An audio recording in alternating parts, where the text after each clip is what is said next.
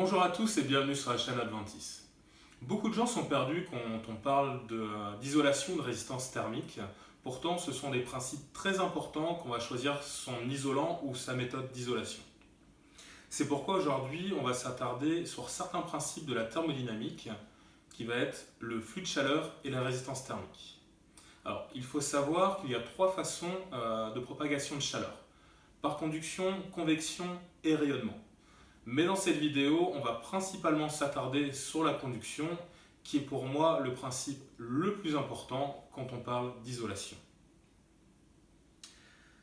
Donc première chose à savoir, c'est la propagation de la chaleur. Et dans mon cas, on va ne parler que pour la conduction. Donc on me demande souvent si en hiver, c'est ma maison qui perd sa chaleur ou si c'est le froid qui entre. Alors, quand on parle de conduction, c'est toujours le chaud qui va se déplacer vers le froid. On va prendre un exemple tout simple, une rivière. Donc on a l'amont, l'aval, le haut et le bas. L'eau va toujours descendre pour trouver son point de stabilité, comme une retenue d'eau ou un lac. Donc pour la chaleur, on va dire que c'est un flux qui est chargé d'énergie et qui va justement chercher à perdre cette énergie pour trouver son point de stabilité.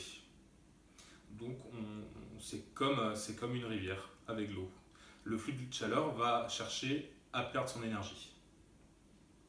Donc c'est pour cela qu'en hiver, vous perdez de la chaleur et qu'il vous faut un système de chauffage pour amener autant d'énergie que vous en perdez. Donc maintenant qu'on a fait un point sur la propagation de la chaleur, on va parler de la conduction. Donc la conduction, c'est la propagation de la chaleur à travers un ou plusieurs matériaux à condition qu'ils se touchent ou qu'ils soient collés. Comme on va prendre dans l'exemple un mur. Donc la quantité de chaleur qui se propage à travers un corps est proportionnelle à la conductivité thermique pendant un temps donné, à condition qu'il y ait une différence de température entre les deux surfaces.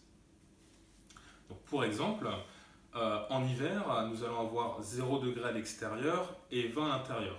Donc la chaleur va passer à travers le mur pour aller vers l'extérieur.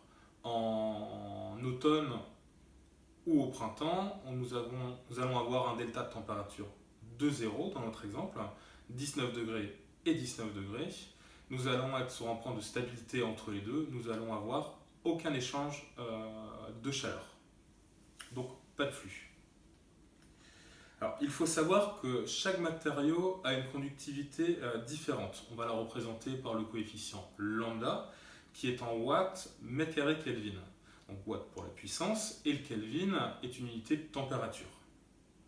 Donc il représente la chaleur qui traverse un corps d'un mètre carré sur un mètre. Donc c'est un coefficient linéique. Donc grâce à ce coefficient lambda, nous allons pouvoir classer les différents matériaux d'une façon objective. Alors, on va faire une expérience toute bête. Vous allez prendre un morceau de métal et un morceau de bois. Vous allez les placer dans un endroit qui est plus froid que la température ambiante que vous avez à l'intérieur. Un frigo ou tout simplement à l'extérieur si vous êtes en hiver. Une fois que ces deux matériaux auront pris la température de leur environnement, vous allez les sortir et placer votre main gauche sur le métal et votre main droite sur le bois. Donc à première vue, vous allez avoir l'impression que le métal est bien plus froid que le bois. Alors que pas du tout, vous avez fait l'expérience vous-même, vous avez mis ces deux matériaux dans un espace plus froid. Ils ont donc la même température, les deux. C'est tout simplement que le métal a une conductivité bien plus forte, donc va transmettre la chaleur plus rapidement. Il va absorber la chaleur de votre main, tout simplement, plus rapidement que le bois.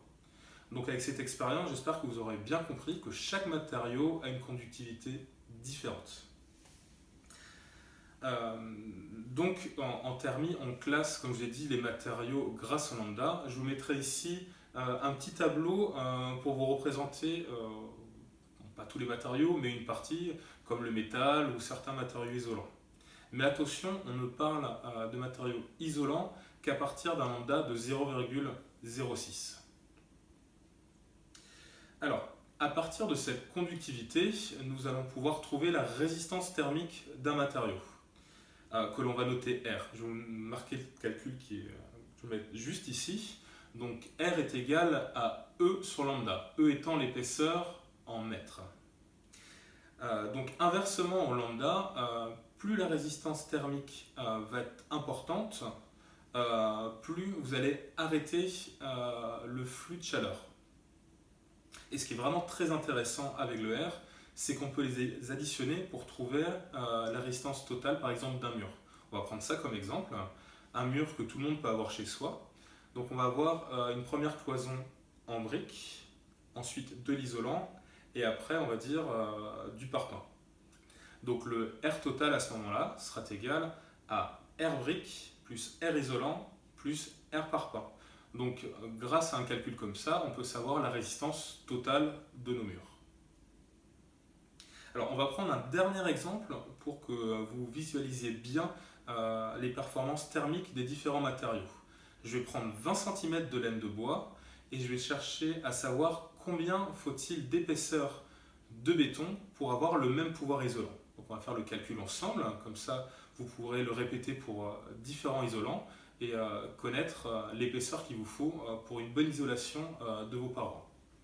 Donc on va avoir le lambda de la laine de bois qui est égal à 0,04, donc c'est un matériau isolant comme il est en dessous de 0,06. On a dit qu'on prenait une épaisseur de 20 cm. Alors le calcul est tout simple, on va le faire ensemble. Donc il va donner 0,02 m divisé par 0,04. La résistance est alors de 5. Alors pour le lambda du béton plein, il est égal à 1,4. L'épaisseur on ne la connaît pas, donc on va noter X, c'est ce qu'on recherche. Et on a dit qu'on prenait la même résistance que pour la laine de bois, donc qui est égale à 5.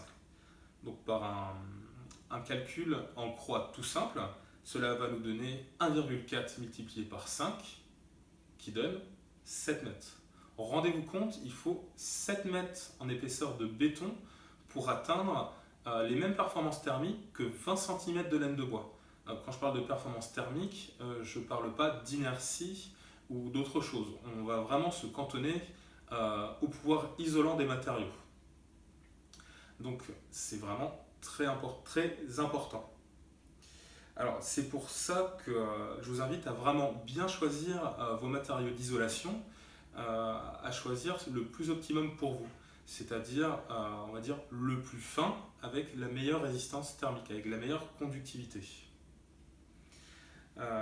J'espère que cette vidéo vous aura permis de mieux comprendre ce qui est écrit sur les étiquettes des matériaux isolants, comme la laine de bois, comme on a pris comme exemple, et aussi la laine de verre, la laine de roche, la ouate ou d'autres matériaux isolants.